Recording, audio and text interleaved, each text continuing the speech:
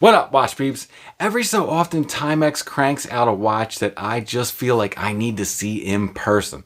The first blue Falcon eye didn't really do it for me, but the green, oh the green. I have a soft spot for green dial watches, but this one is absolutely mesmerizing.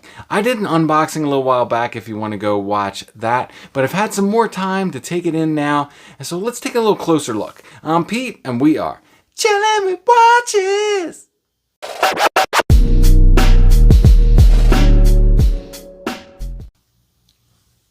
First check, I am wearing the Van banner. This watch just speaks to me. I cannot take it off. I'm having so much fun with it. But let's crack open this Timex we got here. Anyone else ever feel like opening a Timex is kind of like opening one of those nesting dolls? You'll see what I mean here in a minute. You got a box, and a box, and a box, and a box. Finally, there's a watch in here somewhere. Oh, yeah, look at that. There she is. This dial is incredible. So these are 38 millimeters of goodness, which is my ideal size for sports watches. And they come in, of course, that original blue with, it was kind of like a two-tone. It had gold highlights on it. And then you have this green model that they came out with more recently. The price on these full retail is $179. Timex always has sales. They can be found for as low as $140-ish. This dial is awesome. It's got these wavy vertical Cotes Genève that reflect all sorts of different shades of green. Definitely a highlight of this watch, but the hands and indices are done really well too. Let's zoom in here. The markers are these very 70s kind of tall, angular, polished double sticks. And the way the hands are done, it kind of mimics that double stick look as well, especially in the back end on the balance. The Lume, which we'll look at later on, is on the hands, but limited to these dots around the outside of the dial. And again, they give you these big polished silver framed day and date window, keeping with the aesthetic. One of the coolest things about this dial, and one of the more subtle things as well, is that all the text on the dial is applied, as you'll notice here. You've got the logo at the top and the Timex branding, as well as the quartz text at 6 o'clock, all done in a super cool font as well. Then you add in all the dashes they have for the minute track that sits in between those stick markers. And like El Jefe would tell you, lines make watches awesome. The dial is really hard to look past on this watch. It just really draws the eye in. But if you can manage it, the case is excellent as well. There's just something I love about this broad angular surface above the hooded lugs. I know hooded lugs aren't everyone's favorite. I personally love them. They have this really coarse brushing that you can see on there. Contrasts beautifully with the polished chamfers and case sides. The side profile is really nice, a very pleasing turn down to the lugs, kind of straight cut at the end of the hoods here.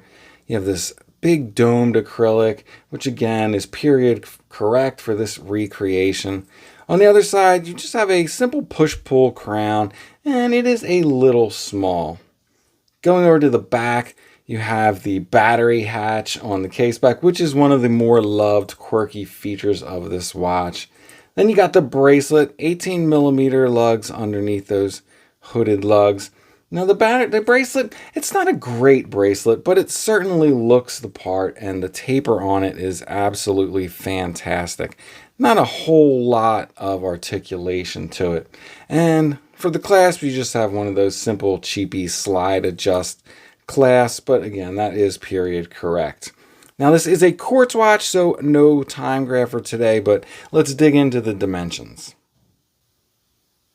So we are looking at a 38 millimeter case with a very nice and tidy 44 millimeter lug to lug. Comes in at 12.8 millimeters thick. That is including the domed acrylic. And as I just mentioned, 18 millimeter lugs and any straight end bracelet would probably work with these hooded lugs. Going over some of the other specs, we have that acrylic crystal here.